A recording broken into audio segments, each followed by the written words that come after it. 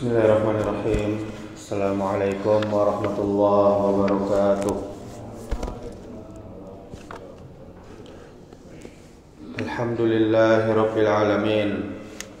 Allazi arsala rasulahu bil huda wa dinil haqq liyuzhirahu 'alad dini kullihi wa kafa billahi shahida. Asyhadu an la ilaha illallah wahdahu la syarikalah wa asyhadu anna Muhammadan abduhu wa rasuluh, amma ba'du. Alhamdulillah, kita bersyukur kepada Allah Subhanahu wa taala atas segala nikmat yang Allah limpahkan kepada kita. Di pagi hari ini, di subuh ini, kita masih bisa melaksanakan perintah Allah Subhanahu wa taala, salat subuh berjamaah. Kemudian kita mengisi dada kita dengan ilmu agama. Kemudian salawat beserta salam semoga selalu tercurahkan untuk junjungan kita, suri tauladan kita, yakni Nabi Muhammad sallallahu alaihi wasallam. Allahumma salli wa sallim wa barik ala Muhammadin wa ala alihi wa ashabihi ajma'in. Mudah-mudahan salawat kita bersambung kepada keluarga Nabi, kepada para sahabat Nabi, dan juga kepada umat Nabi yang mengikuti sunnahnya sampai hari kiamat. Kaum muslimin, kaum muslimat, jamaah salat subuh yang dimuliakan oleh Allah Subhanahu wa taala. Pada pagi hari yang penuh berkah ini, kita akan membahas lanjutan dari tafsir juz amma atau juz 30. Kita sudah sampai sekarang di surah Al-Alaq. Kaum muslimin, kaum muslimat, jamaah yang dimuliakan Allah Subhanahu wa taala. Para ulama sepakat bahwasanya surah Al-Alaq adalah surah Makkiyah yang diturunkan kepada Nabi kita Muhammad sallallahu alaihi wasallam sebelum beliau hijrah ke kota Madinah. Karena surah ini diturunkan kepada Nabi ketika beliau di Gua Hira, sebagaimana yang masyhur, yang terkenal, diketahui di tengah-tengah kaum muslimin. Hanya saja para ulama berselisih, para ulama khilaf, apakah surah Al-Alaq adalah surah yang pertama kali diturunkan oleh Allah Subhanahu wa taala. Tapi jumhur ulama berpendapat bahwasanya surah yang pertama kali diturunkan adalah surah ini, surah Al-Alaq. Sebagian ulama yang lain menyatakan yaitu surah Al-Fatihah. Ada pula yang menyatakan surah Al-Mudaththir. Namun yang benar adalah yang kebanyakan atau jumhur ulama mengatakan adalah surah Al-Alaq, surah yang pertama kali turun di dalam tafsir Al-Qurtubi. Kemudian mengenai kisah turunnya wahyu pertama ini dibawakan oleh Imam Bukhari di bagian awal-awal kitab sahihnya yang diriwayatkan dari Ummul Mukminin, yaitu istri Nabi Aisyah radhiyallahu anha. Beliau bercerita, permulaan wahyu yang datang kepada Rasulullah sallallahu alaihi wasallam adalah dengan mimpi yang benar di dalam tidur. Tidaklah beliau bermimpi kecuali datang seperti cahaya di waktu subuh. Kemudian beliau sallallahu alaihi wasallam dianugerahi kecintaan untuk menyendiri. Lalu beliau berkhalwat, beliau menyendiri di Gua Hira dan bertahannus. Apa itu tahannus? Yakni ibadah di malam hari dalam beberapa waktu yang lama. sebelum kembali kepada keluarganya. Untuk apa? Untuk mempersiapkan bekal untuk bertahanus kembali. Kemudian beliau menemui Khadijah, mempersiapkan bekal, sampai akhirnya datang al-haq, kebenaran, saat beliau di Gua Hira. Malaikat datang kepada beliau dan berkata, "Iqra", bacalah. Kemudian beliau menjawab, "Aku sama sekali tidak bisa membaca." Kemudian Nabi SAW menjelaskan, maka malaikat itu memegangku dan memelukku sangat kuat, kemudian melepaskanku dan berkata lagi, "Iqra", bacalah. Beliau menjawab, "Aku tidak bisa membaca." Maka malaikat itu memegangku dan memelukku sangat kuat, kemudian melepaskanku lagi dan berkata, "Bacalah."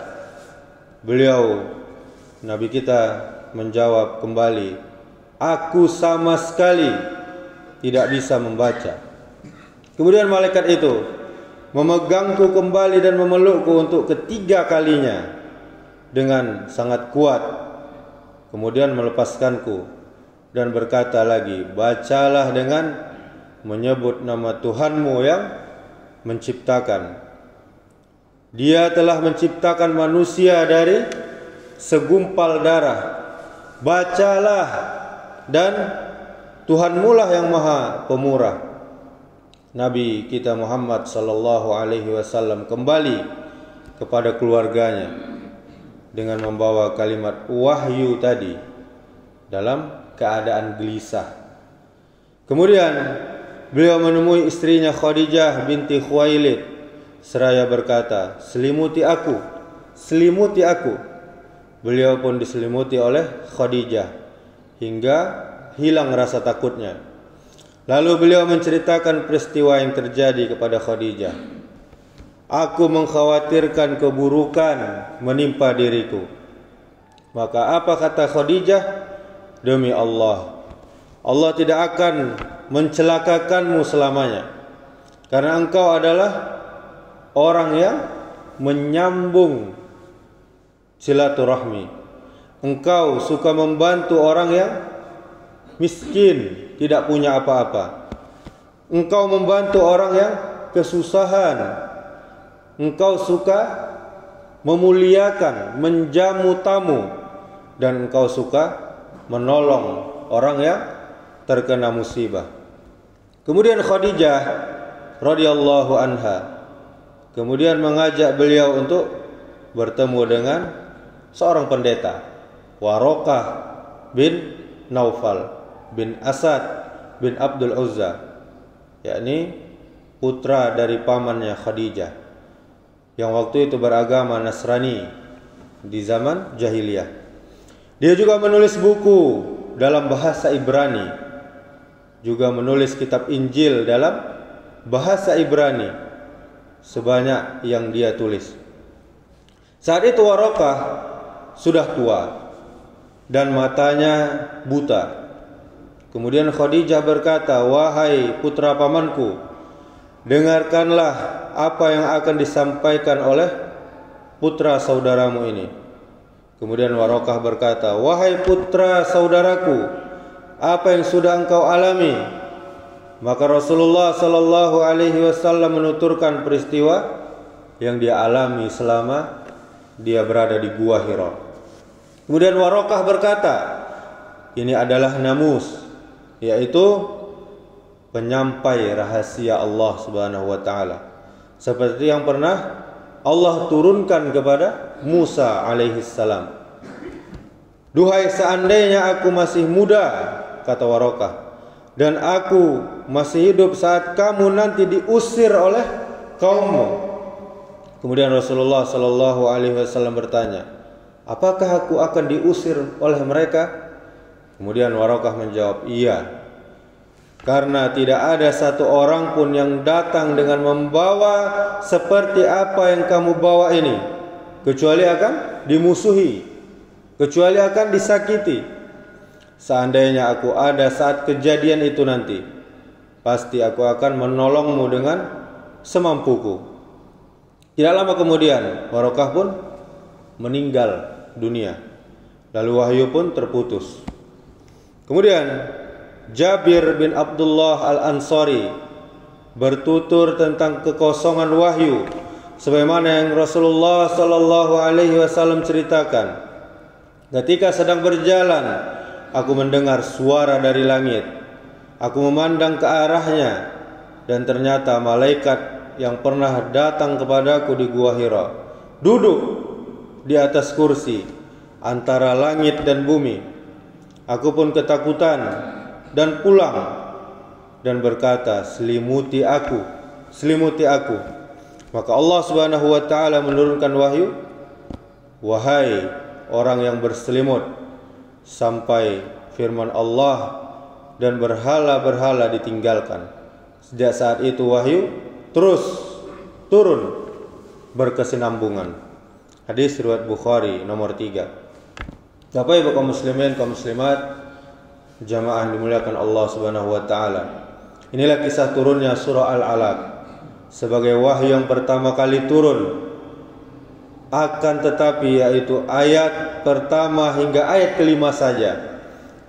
Kemudian patut kita ingat bahwasanya apa yang dilakukan oleh Nabi sallallahu alaihi wasallam menyendiri berkhalwat di dalam Gua Hira bukanlah merupakan sunnah yang patut kita contoh. Tapi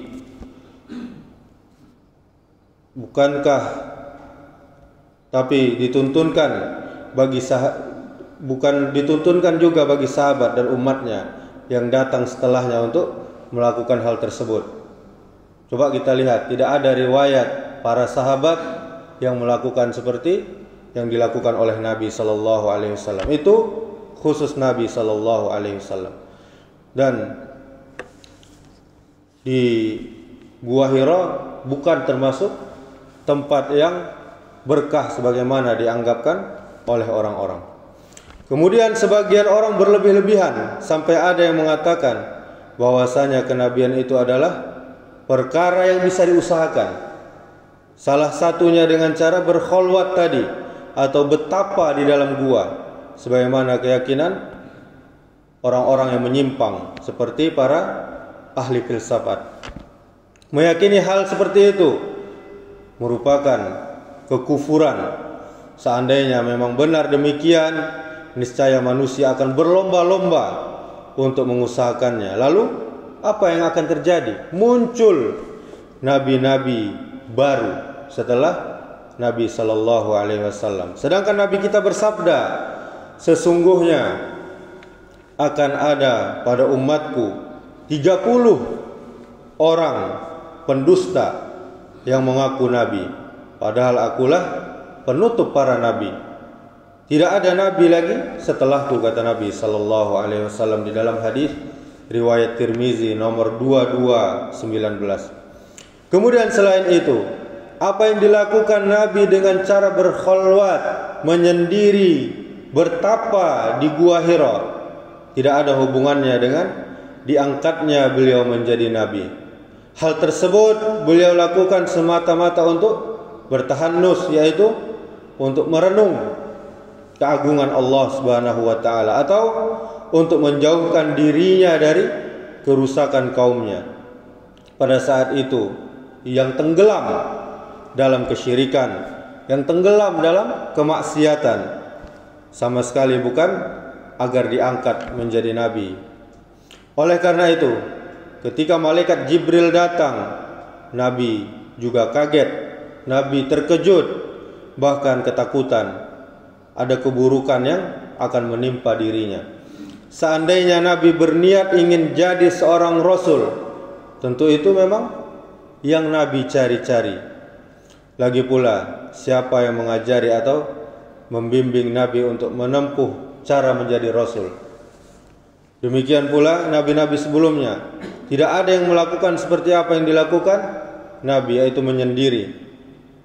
Karena kejadian diangkat menjadi nabi berbeda-beda. Setiap nabi kejadian diangkatnya menjadi nabi itu berbeda-beda. Nabi hanya menjauhkan dirinya dari orang-orang musyrik Mekah dengan cara tadi menyendiri atau berkhalwat di Gua Hira.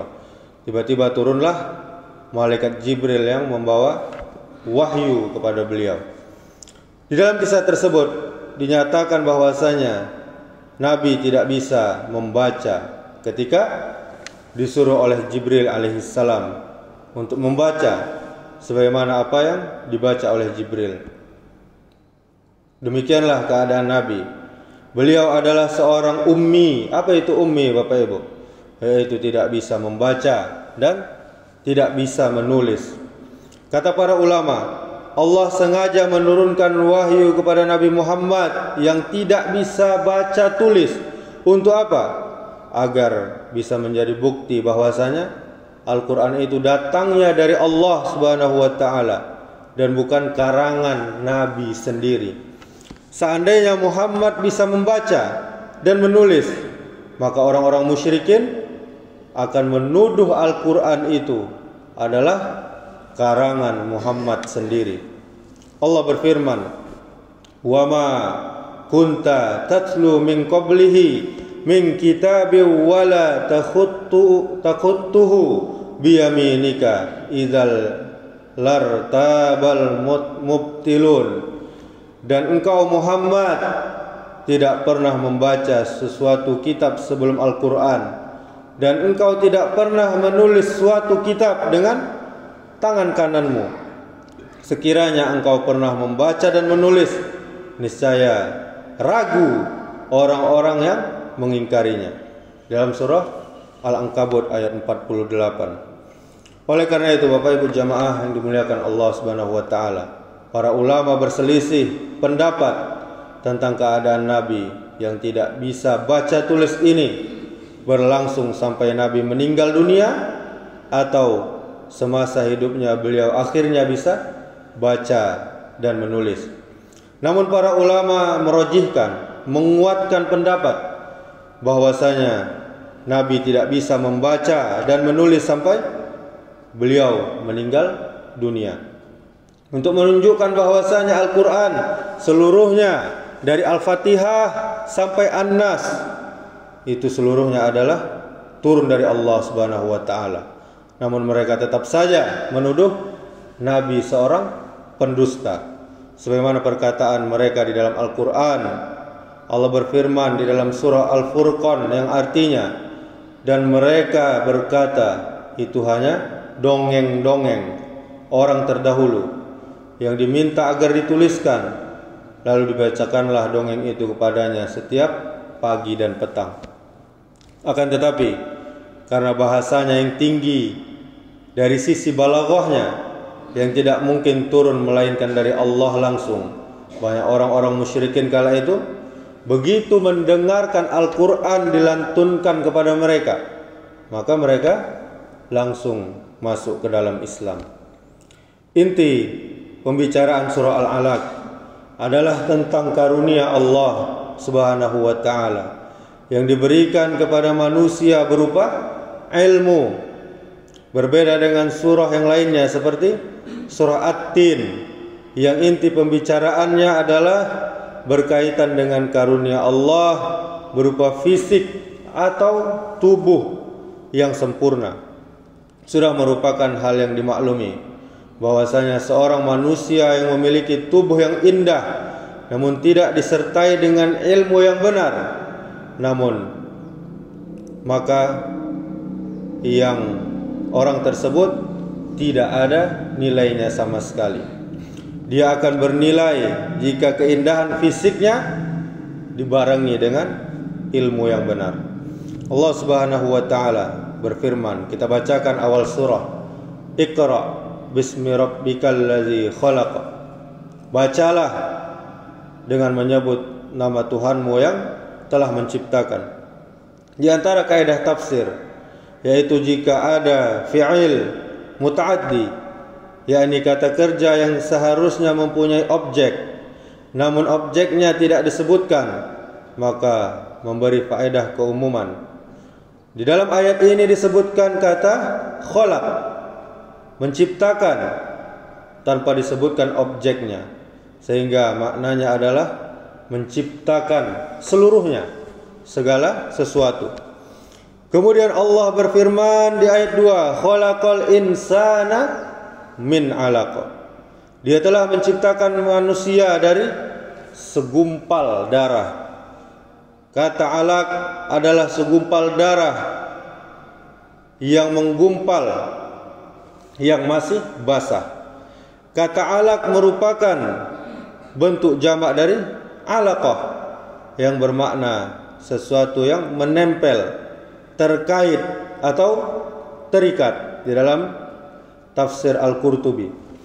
Kemudian kata alaqah merupakan cikal bakal terbentuknya janin di dalam rahim. Dia asalnya berasal dari pertemuan antara sperma dan ovum, kemudian menjadi segumpal darah yang terikat di dalam rahim. Allah Subhanahu wa taala telah mengabarkannya 1400 tahun yang lalu. Sebuah ilmu yang baru yang dibuktikan melalui penelitian modern sekarang ini.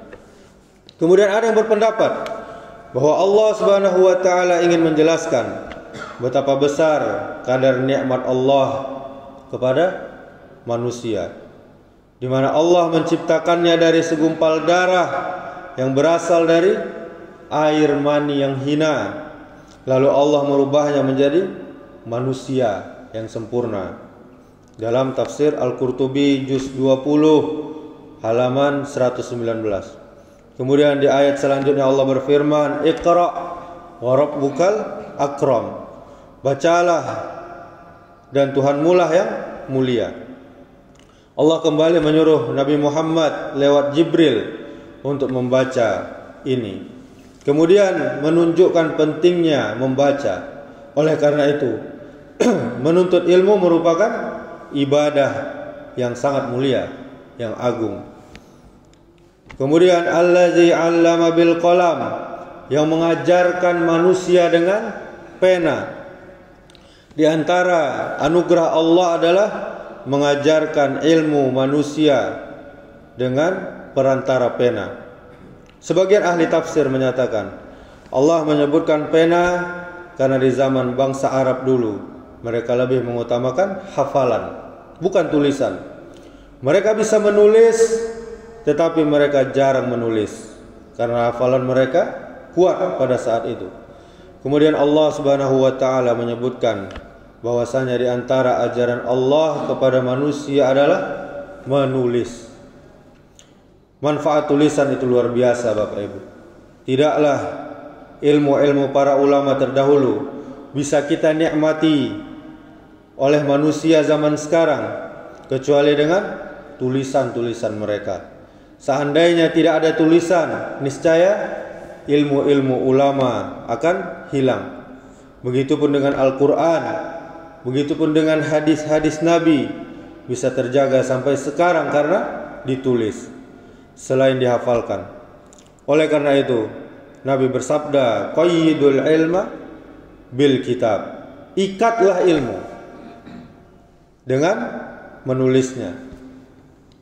Kemudian jika dibandingkan antara seseorang yang menulis dan tidak menulis saat mendengarkan apa yang disampaikan oleh orang lain, seseorang yang menulis tadi pada umumnya akan lebih melekat di dalam dadanya. Begitulah kenyataannya. Walaupun orang yang menulis tadi membuang tulisannya setelah itu, tetapi paling tidak ketika menulis dia menggunakan indera yang lebih banyak daripada orang yang sekedar mendengarkan tanpa menulis. Karena orang yang menulis dia akan lebih berusaha untuk mendengarkannya dengan seksama, berusaha menangkap poin-poin yang penting, lalu dia menuliskannya kembali di dalam kertas.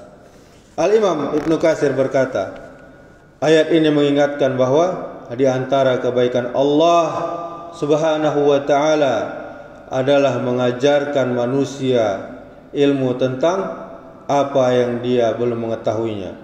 Maka Allah memuliakan manusia dengan ilmu, dan ilmu itulah bagian yang menjadikan nenek moyang manusia yaitu Adam alaihissalam istimewa melebihi para malaikat. Kemudian Ibnu Katsir ingin mengingatkan bahwa ilmu itu adalah anugerah yang sangat besar dari Allah Subhanahu wa taala yang menjadikan seseorang istimewa, sehingga dikhususkanlah penyebutannya di dalam ayat ini. Kemudian Allah berfirman di ayat selanjutnya, "'Allamal insana ma lam ya'lam." Dia mengajarkan manusia apa yang tidak diketahuinya. Ini adalah ayat terakhir dari wahyu yang pertama kali turun. Kemudian Imam Qurtubi di dalam tafsirnya membawakan 3 pendapat ulama tentang al-insan atau manusia yang dimaksudkan pada ayat ini. Siapa al-insan itu? Pendapat pertama yang dimaksud dengan al-insan adalah Nabi Adam alaihissalam, sebagaimana firman Allah dalam ayat yang lain, wa 'allama Adam al-asma'a kullaha summa aradahum 'alal malaikati faqala ambi'uni bi asma'i haula'i in kuntum shadiqin. Dan dia ajarkan kepada Adam, Allah ajarkan kepada Adam nama-nama benda semuanya. Kemudian dia perlihatkan kepada para malaikat seraya berfirman, sebutkan kepadaku nama sesuai nama semua benda ini jika kamu yang benar, dalam surah Al-Baqarah ayat 31. Kemudian para malaikat tidak mengetahui tentang benda-benda itu, akan tetapi Adam mengetahuinya karena ilmunya Nabi Adam. Inilah Allah menyuruh para malaikat untuk bersujud kepada Adam. Pendapat kedua yang dimaksud dengan al-insan adalah Nabi Muhammad sallallahu alaihi wasallam, sebagaimana firman Allah dalam ayat yang lain, wa anzalallahu 'alaikal kitaba wal hikmata wa 'allamaka ma lam takun ta'lam wa kana fadlullahi 'alaika 'azima. Dan juga karena Allah telah menurunkan kitab yakni Al-Qur'an dan hikmah yakni sunnah kepadamu, dan telah mengajarkan kepadamu apa yang belum engkau ketahui. Karunia Allah yang dilimpahkan kepadamu sangat besar. Surah An-Nisa ayat 113. Kemudian pendapat ketiga yang dimaksud dengan al-insan adalah manusia secara umum, karena manusia diajarkan oleh Allah setelah sebelumnya dilahirkan dalam keadaan tidak tahu apa-apa sama sekali. Allah berfirman, wallahu akhrajakum min butuni ummahatikum la ta'lamuna syai'aw wa ja'ala lakumus sam'a wal absara wal af'idah la'allakum tashkurun. Dan Allah mengeluarkan kamu dari perut ibumu dalam keadaan engkau tidak mengetahui sesuatu pun, dan Allah memberimu pendengaran, penglihatan, dan hati nurani agar kamu bersyukur, dalam surah An-Nahl ayat 78. Kemudian Allah lah yang memberikan pendengaran, penglihatan, dan hati kepada kita semuanya manusia. Setelah sebelumnya kita terlahir dalam keadaan tidak berilmu, tidak tahu apapun. Dari sini para ulama juga mengatakan bahwa pendengaran, penglihatan, dan hati merupakan pintu-pintu masuknya ilmu. Seorang penuntut ilmu harus mempunyai 3 hal ini agar dia bisa konsentrasi dalam belajar. Oleh karena itu, ilmu yang merupakan karunia besar yang diberikan oleh Allah Subhanahu wa taala, sekaligus menjadi pembeda antara manusia dan hewan, selain perbedaan secara fisik. Selain itu juga ilmu pula lah yang membedakan antara orang yang berilmu dan orang yang tidak berilmu atau orang yang bodoh. Allah berfirman, qul hal yastawil ladzina ya'lamuna wal ladzina la ya'lamun innama yatazakkaru ulul albab. Katakanlah, apakah sama orang-orang yang mengetahui dengan orang-orang yang tidak mengetahui? Sebenarnya hanya orang yang berakal sehat yang bisa menerima pelajaran. Surah Az-Zumar ayat 9. Dan ini berlaku dalam segala hal, baik di dunia maupun di akhirat. Orang yang beribadah dengan ilmu tidak sama dengan orang yang beribadah tanpa ilmu. Bahkan Allah membedakan antara anjing, Bapak Ibu. Anjing saja Allah bedakan, yang berilmu dengan anjing yang tidak berilmu. Apa kata Allah? Allah berfirman, "Yas'alunaka madza uhilla lahum, qul uhilla lakumut thayyibatu wa ma 'allamtum minal jawarihi mukallibina tu'allimunahunna mimma 'allamakumullahu fakulu mimma amsakna 'alaikum wazkurusmallahi 'alaihi." Mereka bertanya kepadamu Muhammad, apakah yang dihalalkan bagi mereka? Katakanlah, yang dihalalkan bagimu adalah makanan yang baik-baik dari buruan yang ditangkap oleh binatang pemburu yang telah kamu latih untuk berburu, yang kamu latih menurut apa yang telah diajarkan Allah kepadamu. Maka makanlah apa yang ditangkapnya untukmu, dan sebutlah nama Allah waktu melepaskannya. Dalam surah Al-Ma'idah ayat 4. Itulah tafsir 5 ayat pertama yang turun pertama kali di Gua Hira. Adapun ayat berikutnya tidak turun di Gua Hira lagi, tapi di lain waktu. Dan para ulama menyebutkan bahwasanya ayat berikutnya berkaitan dengan Abu Jahal. Demikianlah tafsir 5 ayat pertama surah Al-Alaq. Semoga menambah ilmu, iman dan takwa kita kepada Allah Subhanahu wa taala. Dan insyaallah ayat selanjutnya kita sambung pada pertemuan berikutnya. Subhanakallahumma wa bihamdika asyhadu an la ilaha illa anta astaghfiruka wa atubu ilaik.